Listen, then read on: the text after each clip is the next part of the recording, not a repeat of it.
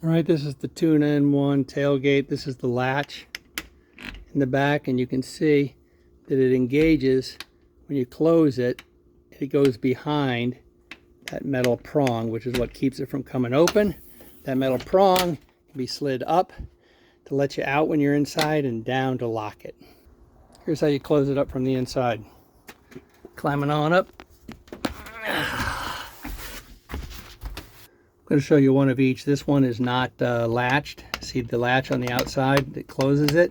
So I'll leave that one open. And this one over here, I'll have that latched. All right, I'm inside. I grab hold of this handle, close that up. I got a separate video on that. Now I just reach up and grab the latch. A lot of people are putting a handle on there. Close that up. You can see on that side it was already closed. I just shoved the lock down and it keeps it from opening. On this side I can open it, close the latch from inside, shove that down.